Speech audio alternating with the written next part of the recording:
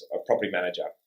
Yes. Why are they important? Why? Why are they important? Because they can make your life so much better. Yes, especially when even in investing, right? So at the moment, or the past few years, there's been a big rise of utilising property managers, and they're starting to bring on business development managers for these property managers to these nationwide or these large scale buyers agents. So I've got a few connections with buyers agents in different local government areas around Australia, and they're really proactive and great. They want to bring on new service because they know that we can provide multiple property management opportunities for them. So they go in, they inspect the property for you. They provide feedback. So they will inspect the property like when you're going through settlement. They can do a pre-purchase inspection. So you say, hey, I'm interested in this property. When they do a rental appraisal, right? Yeah, you send them in, give me a rental appraisal on this property and let me know your thoughts on it. And there's a double-edged sword with that too. Yes. Just thinking of some biased agents. Well, property managers, it's in their best, devil's advocate, it's in their best interest to say, this property is great because I don't want to go and inspect the 4 more for you, Jaryd. I just want you to get this one done. So give me that listing and move on.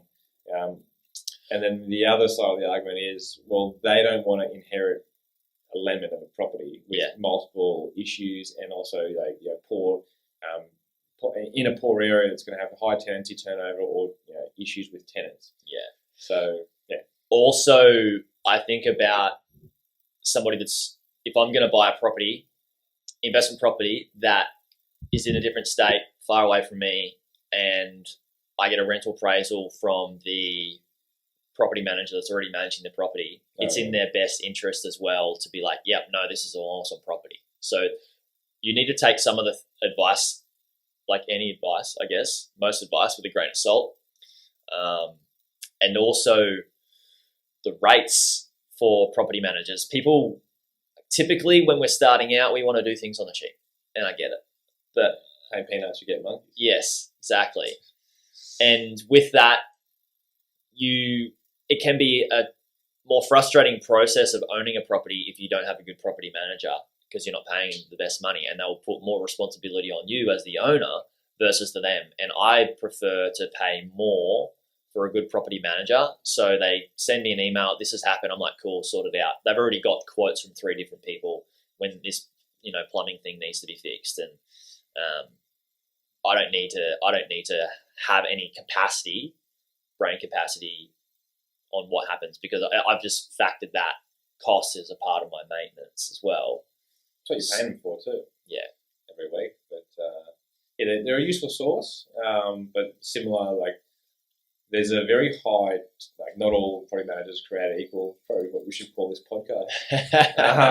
But there's a high turnover in property management. So it's a very, I'd say, difficult job. What do you mean by high turnover? Do you mean that people... Staff retention, people move on. In their actual agency, their property management agency, or do you mean that people that own the property decide to use a different manager more regularly? No, generally the property managers... in their agency, they have high turnover of workers. Yeah. They either... It's not the funnest job, is it? It's difficult. I've got a few friends. We love you guys, property managers. Thank you. It's just the commercial sense of it. Once again, it's a pretty low barrier to entry.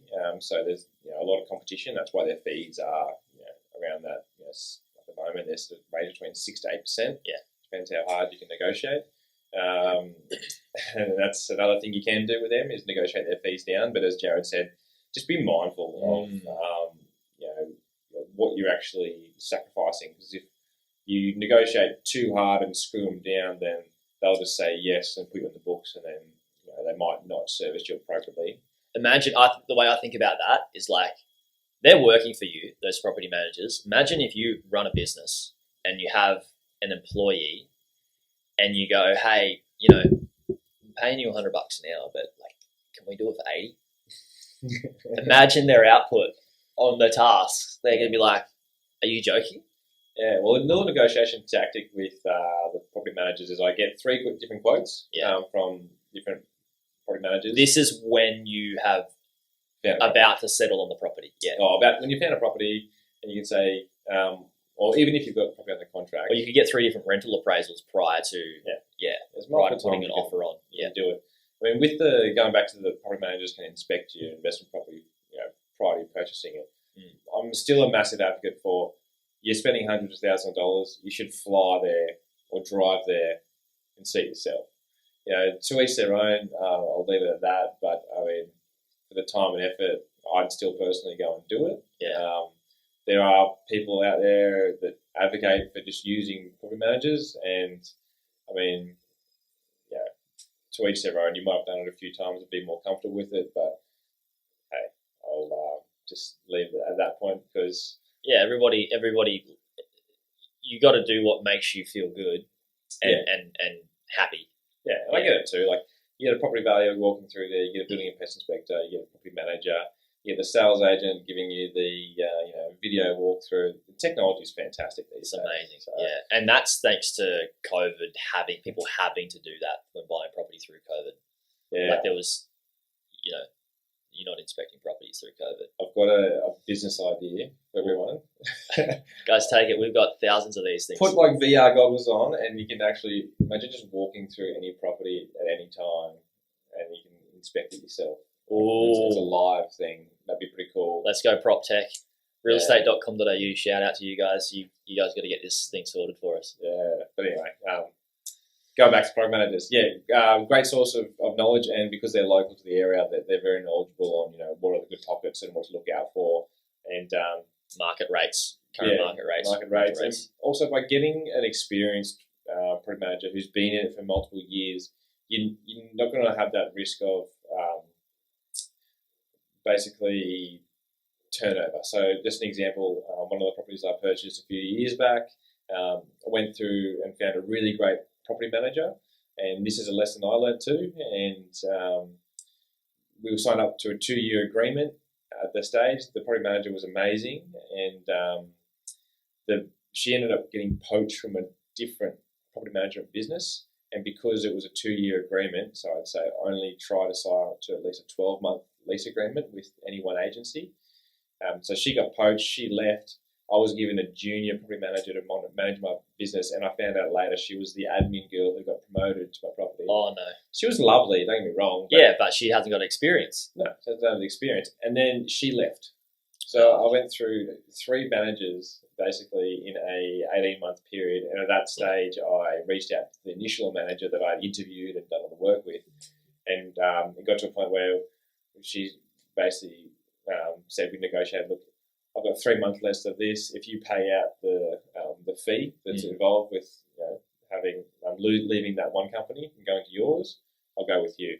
So they paid the fee out. Great. Well, basically they gave me 3 months free management, and then I paid the other bit out, and then move on. So good on you. Good lesson, but and it's not your fault because you didn't know. Well, yeah, you do all the things, but it's not the end of the world either. You just end up managing your manager more. Well, that's right, and that's the thing why it's worth paying a manager. Like, you don't want to manage your manager, but also at the same, like, a good manager is going to have good communication with the tenants, and that's going to stop. Like, a bad manager will be like, oh, they've said this, and they bring every time they bring what the tenant has said about the property to you, versus a good manager be like, they would know how to diffuse the situation and make sure that the tenant is happy without you having to ever be involved. Yeah.